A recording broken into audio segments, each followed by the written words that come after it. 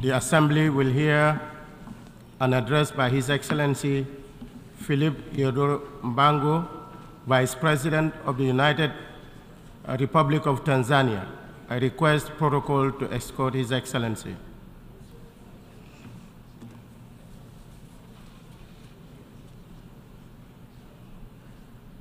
I have great pleasure in welcoming His Excellency Philip Mpango, Vice President of the United Republic of Tanzania. I invite him to address the Assembly.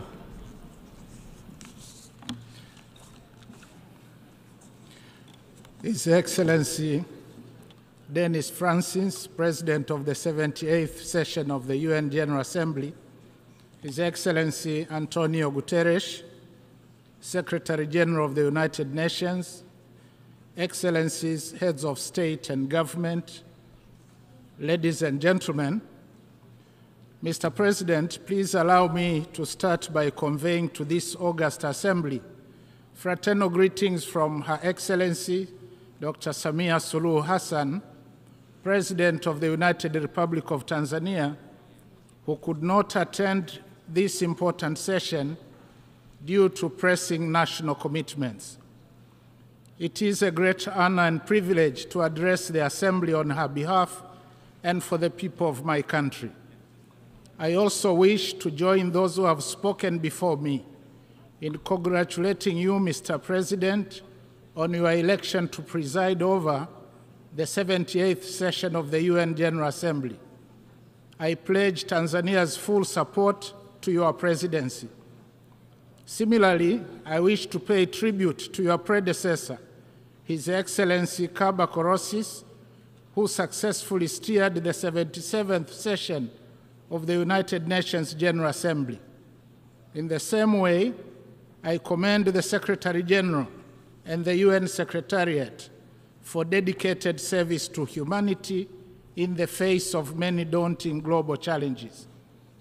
Mr. President, this year, the Assembly is meeting specifically in search of rebuilding trust and reigniting global solidarity.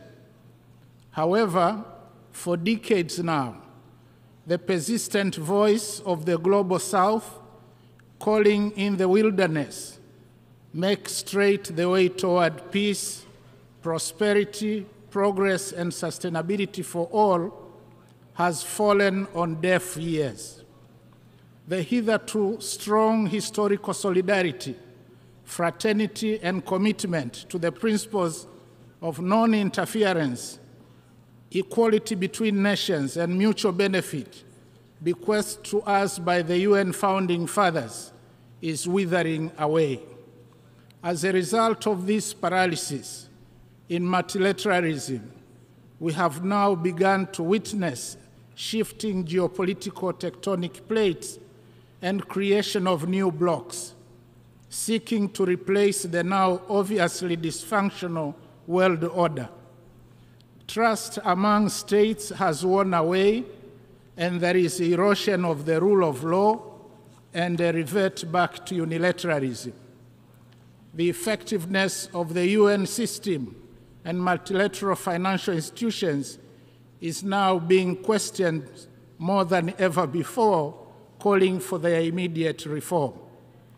All this is happening at a time when the world is reeling from the aftershocks of the COVID-19 pandemic, relentless wrath of climate change, horrendous armed conflicts, global food insecurity, looming energy and debt crisis, as well as stubborn poverty and growing inequality.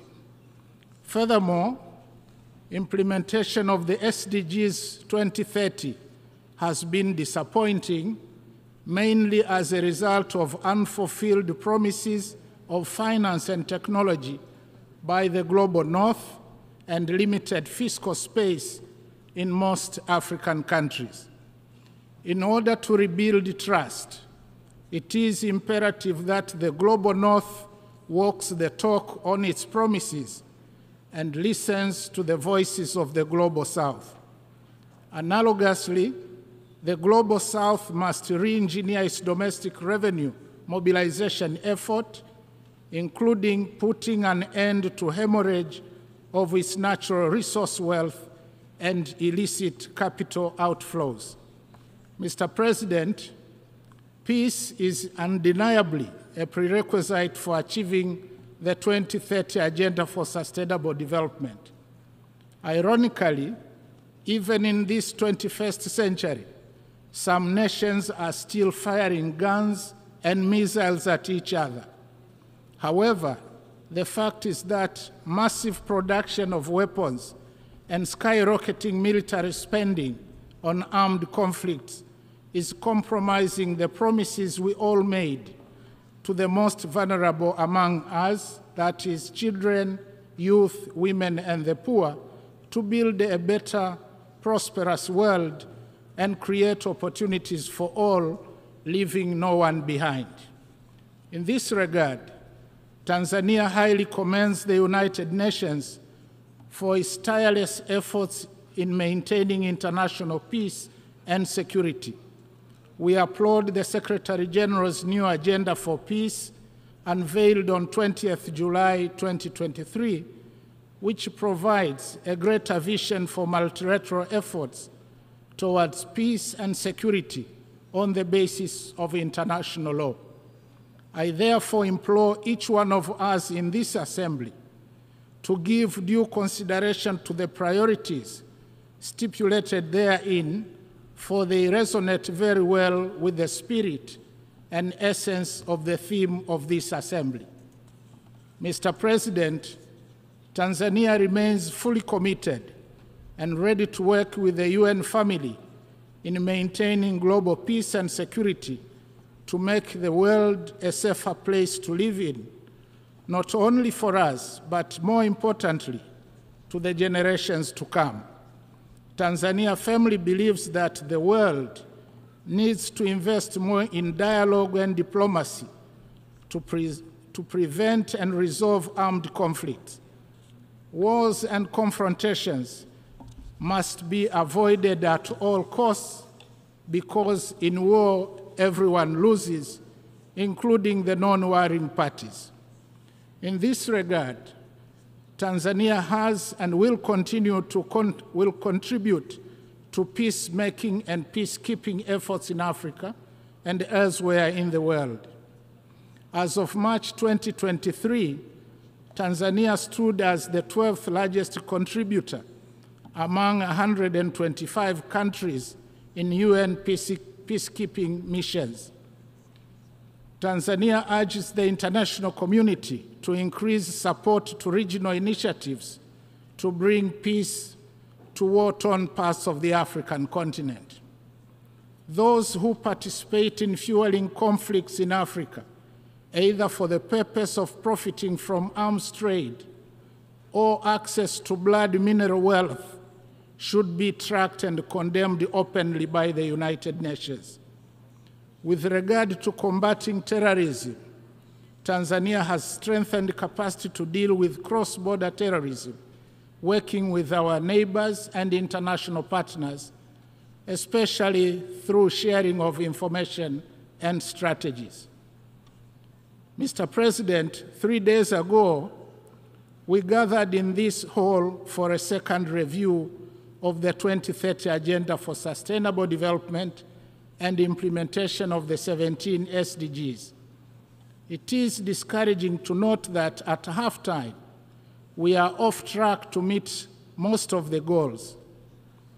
The UN Secretary General's Progress Report reveals that a mere 15% of the 140 targets are on track, while a staggering 37% have either stagnated or even regressed from the 2015 baseline. This underperformance calls for supercharged implementation and partnership, especially prioritizing to scale up investment in people. Mr. President, Tanzania is fully committed to implement the SDGs as envisaged.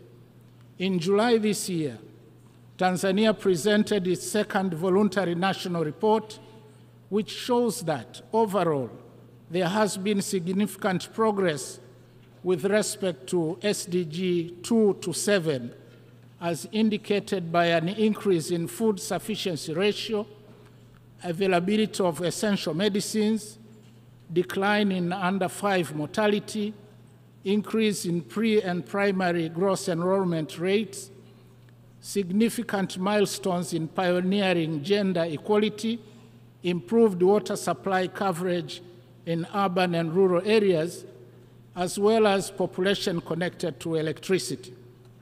However, only moderate performance has been recorded for SDG 1, 8, and SDG 10.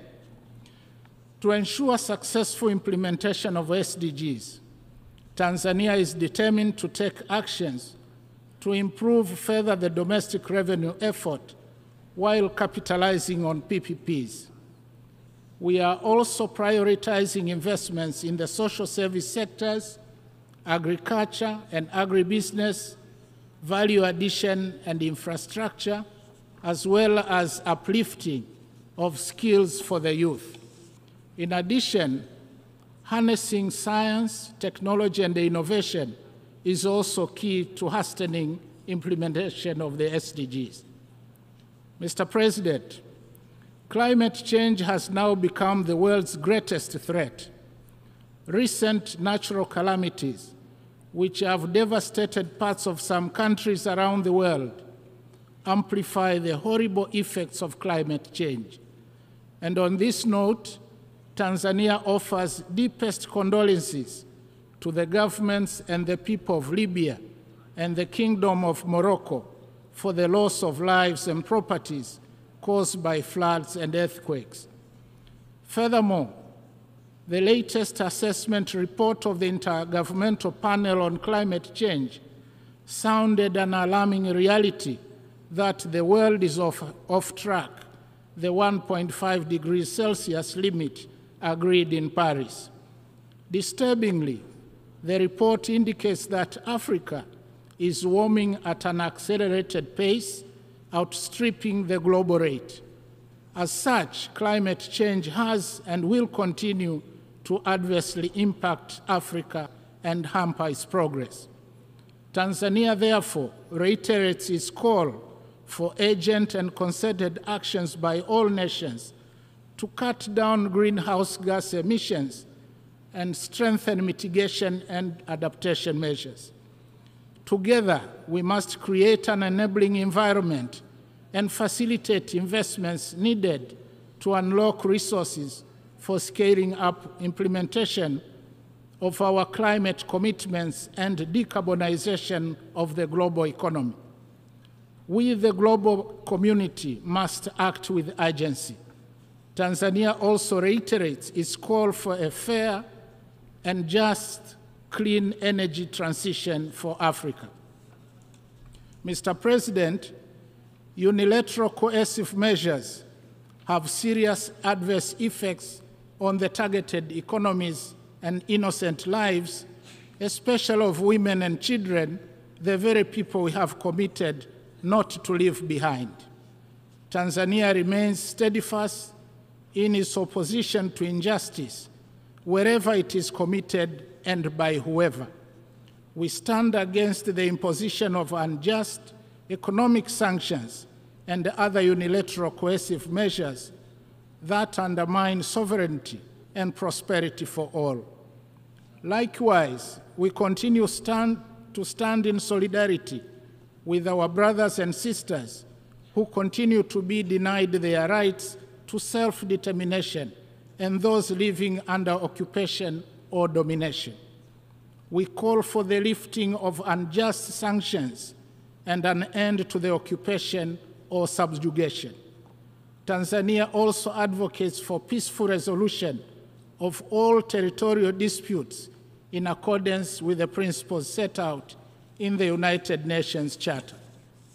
Mr. President, in closing, I wish to reaffirm Tanzania's unwavering commitment to support the United Nations and its member states in implementing our common global agenda. We call upon warring parties around the world to silence their guns and missiles and give prominence to peace. Let us act towards each other with humility, not arrogance. Let's heed the old wisdom that says, an eye for an eye leaves everybody blind. Let's act together to address the climate crisis and hasten implementation of Agenda 2030.